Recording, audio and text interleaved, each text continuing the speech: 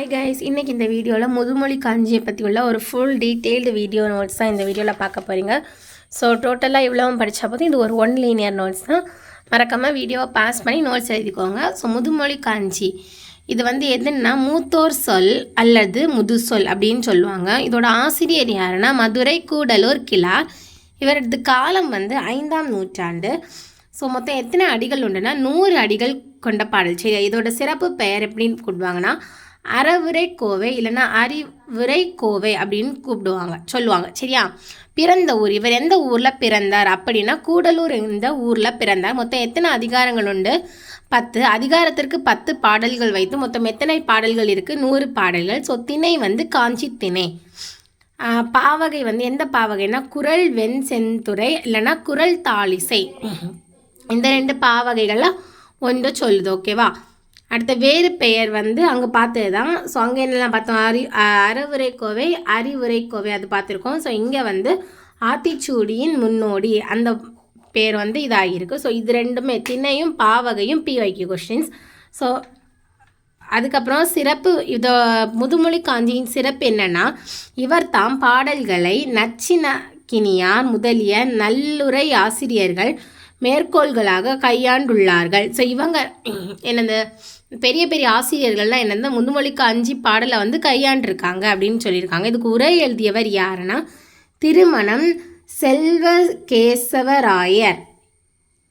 தமிழுக்கு கதி என்று கூறியவர். சரியா? ஸோ தமிழுக்கு கதி யாரெல்லாம்? கம்பர், திருவள்ளுவர் அழைக்கப்படுவார்கள். இவங்க 2 பேரையும் தான் என்னது தமிழுக்கு கதி அப்படின்னு அழைக்கப்படுறாங்க. ஸோ பலர் புகழ் புலவர் பண்ணினர் தெரியும் உலகியல் பொருள் முடிவு உணர கூறிந்து. ஸோ இது என்பது புறப்பொருள் வெண்பா மாலை நூற்பா. இவ்விலக்கணமே முதுமொழி என்ற 100 பெயருக்கு பொருத்தமான விளக்கம். ஸோ பொருத்தமான விளக்கம் இதை தான் சொல்லுங்க, இந்த பாட்டை சொல்லி இது பண்ணியிருக்கு. காஞ்சி என்பது என்னது? மகளிர் அணியும் இடை அணி அப்படின்னு சொல்லுது. இன்னொன்று என்னது? காஞ்சி என்ன சொல்லுது? காஞ்சி திணையில் தொல்காப்பியம் காட்டும் ஒரு துறை. இந்த 2மே என்னது? முதுமொழி காஞ்சியில் இருக்கிற அந்த காஞ்சியை என்ன சொல்லுது? பிரித்து சொல்லுது. ஒவ்வொரு பத்தின் முதல் அடியும் ஆர்கழி உலகத்து என தொடங்கும். ஸோ ஒவ்வொரு 10ல் இருக்கிற அதாவது ஒரு 10 பாடல்கள் இருக்குல்ல, அந்த ஒவ்வொரு 10லே முதல் அடி எப்படி இருக்கும்? ஆர்கழி உலகத்து என தொடங்கும். ஸோ என்னெல்லாம் 10 அதுன்னா சிறந்த 10, அறிவு 10, பழியா 10, துவ்வா 10, அல்ல 10, இல்லை 10, அதுக்கப்புறம் பொய் 10, எனிய 10, நல்கூர்ந்த 10, தன்பித் 10. இதுதான் அந்த 10. சரியா? புரியுதா இவ்வளவும்? அதுக்கப்புறம் இப்பாடல் குறள் வெண் செந்துறை என்னும் யாப்பு அணியால் பாடப்பெற்றவை. ஸோ எந்த யாப்பு அணி? இதுவும் அப்படிதான் இம்பார்ட்டன்ட். சரியா? எந்த யாப்பு அணின்னு பாருங்க. குறள் வெண் செந்துறை என்னும் யாப்பு அணியால் பாடப்பெற்றவை. ஐங்குறு நூற்றை தொகுத்தவர் இவரே. ஸோ ஐங்குறு நூற்றை தொகுத்தவர் யார்?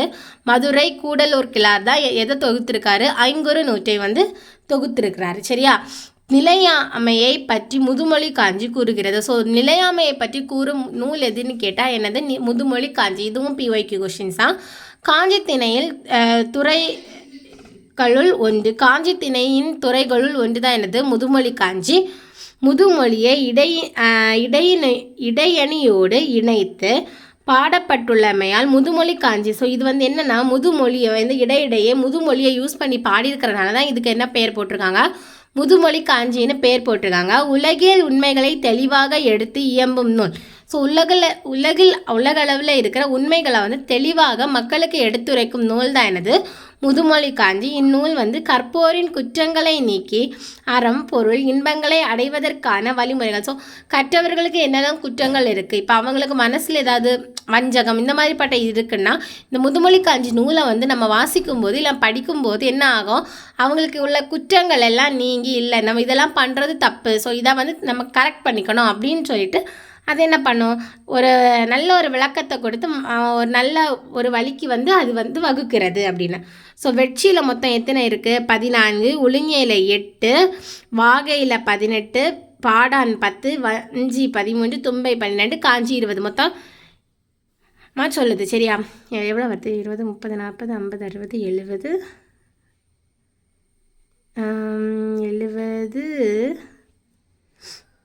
80 88 சரி எத்தனையோ வருது.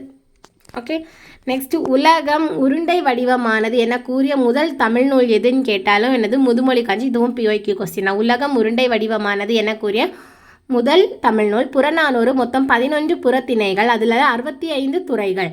புறத்திணைகள் 11, 65 துறைகள் உண்டு. மேதையில் சிறந்ததன்று என்ன? கற்றது மறவாமை இந்நூல் குறிப்பிடுகிறது. மேதையில் சிறந்தது என்னது? சிறந்த 10ல் ஒன்று சொல்ல. சிறந்த 10 எது? சிறந்தது என கூறப்படும் 10 பொருளை தன்கைத்து கொண்டிருப்பது இந்த நூல் தான். இதை வந்து சிறந்த 10ன்னு சொல்லுவாங்க.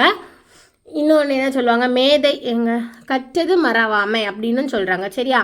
ஸோ இனி என்னெல்லாம் பாடல் இதில் பிடிச்சிருக்காங்க அப்படின்னு பார்ப்போம். இதில் ரொம்ப எல்லாம் இல்லை, கம்மியாக தான் இருக்குது. ஸோ ஃபஸ்ட்டு வந்து காதலில் சிறந்ததன்று கண்ணஞ்சா படுதல், ஆர்களி உலகத்து மக்கட்கெல்லாம் ஓதலில் சிறந்தன்று ஒழுக்கமுடைமை. இது வந்து ஈரடியாலான குரல் வெண்பா செந்தாமரை அதை வந்து குறிக்குது. சரியா? ஸோ காதலில் சிறந்தன்று கண்ணஞ்சு பாடுதல், மேதையில் சிறந்தன்று கற்றது மறவாமை. பார்த்தீங்களா? கற்றது மறவாமை, மேதையில் சிறந்து கற்றது மறவாமை இந்நூல் குறிப்பிடுகிறது. இதான் சிறந்த 10 பாடல்கள். அதுக்கடுத்த வன்மையில் சிறந்ததன்று வாய்மையுடைமை, இளமையில் சிறந்ததன்று மெய்ப்பினி இன்மை.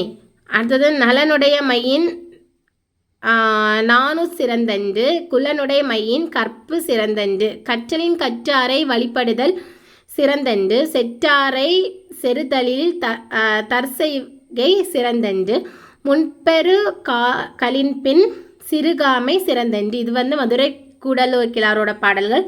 ஸோ இவ்வளோ 4லேருந்து 10 வரை இதை வச்சு சொல்லிது. குரல் தாளிசை பற்றி சொல்லியிருக்கு.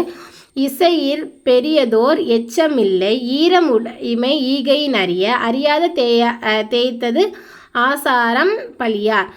ஸோ அதுக்கப்புறம் இதில் இருக்கிற கொஞ்சம் 1 வேர்ட்ஸ் கொடுத்தாங்க. உலகம் உருண்டையானது என கூறும் அறிவியல் சிந்தனை கொண்ட திருக்குறள் என சுழன்றும் ஏற்பின்னன்று உலகம். இதுவும் என்னது இம்பார்ட்டன்ட். சரியா? உலகம் உருண்டையானது என்று அறிவியல் சிந்தனை மூலம் எந்த குறள் சொல்லுது அப்படின்னா சுழன்றும் ஏற்பினது உலகம், ஏற்பின்னது உலகம். ஸோ இதுதான் முதுமொழி காஞ்சியோட 1 லைனர் ஃபுல் நோட். ஸோ உங்களுக்கு இந்த வீடியோ பிடிச்சிருந்துன்னா மறக்காமல் லைக் பண்ணிவிட்டு பாருங்கள். அதுக்கு முன்னாடி உள்ள 2-3 வீடியோஸ் போட்டிருங்க. ஸோ பழமொழி 400, அதுக்கப்புறம் நான்மணி கடிகை, நாலடியார், இவங்களை பற்றி உள்ள வீடியோஸ் ஃபுல் நோட்ஸ் வீடியோஸ் பார்த்துருங்க. ஸோ பார்க்காதவங்க போய் பார்த்துக்கோங்க. இந்த வீடியோஸ் எல்லாம் அதில் இருக்குது. ஸோ மறக்காமல் தமிழுக்கு நோட்ஸ் தேடிருக்கோம். இந்த சேனலை சப்ஸ்கிரைப் பண்ணி வச்சுக்கோங்க. அப்கமிங்கில் நிறைய நோட்ஸ் இருக்குது. இனி ஔவையார் இதெல்லாமே நோட்ஸ் தான்.